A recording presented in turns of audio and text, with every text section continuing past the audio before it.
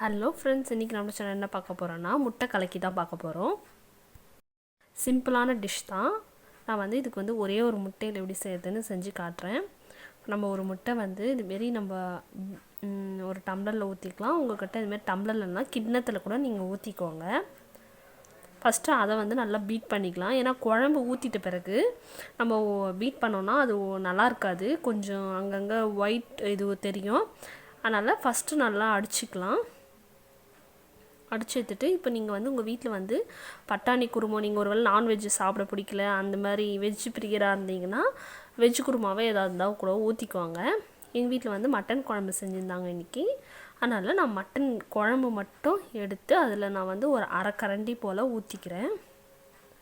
நீங்கள் ஒரு முட்டைக்கு ஒரு அரை கரண்டி ஊற்றிக்கோங்க. உங்கள் இஷ்டம் தான். நல்லா சாப்பிடும், இந்த குழம்பு டேஸ்ட் நல்லா பிடிக்கும் அப்படின்றவங்களுக்கு நிறைய குழம்பு ஊற்றிக்கோங்க. இல்லை கம்மியாக லைட்டாக வாசனைக்குன்னா கொஞ்சம் லைட்டாக ஊற்றிக்கோங்க. ஆனால் நான் கரெக்டாக ஊற்றுறது கரெக்டாக இருக்கும். அரை கரண்டி ஊற்றி நல்லா பீட் பண்ணிக்கோங்க அந்த குழம்போடு சேர்த்து. இப்போ மிளகாத்தூள் எதுவுமே ஆட் பண்ண போதில்லை, ஏன்னா நம்ம குழம்புலேயே மிளகாத்தூள் எல்லாம் போட்டிருப்போம். அதனால் மிளகுத்தூள் மட்டும் ஆட் பண்ணிக்கிறேன். அப்புறம் கொஞ்சோண்டு உப்பு தான் ஆட் பண்ணுறேன், ஏன்னா நம்ம குழம்புலேயே உப்பு போட்டிருப்போம். அப்புறம் லைட்டாக ஒரு பிஞ்ச் ஆஃப் மஞ்சத்தூள் போட்டு மொத்தத்தையும் நல்லா பீட் பண்ணிக்கிறேன்.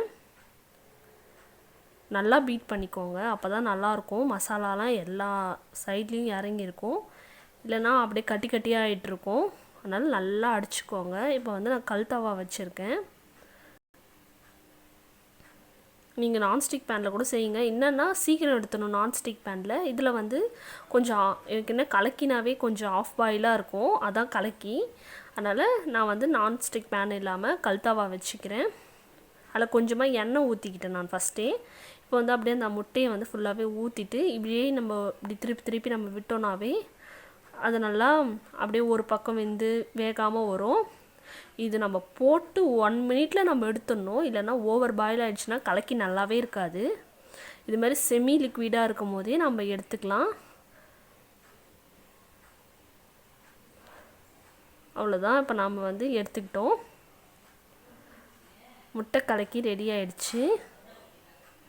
நான் இன்றைக்கி மஞ்சள் இலையில் வச்சுருக்கேன், வாழை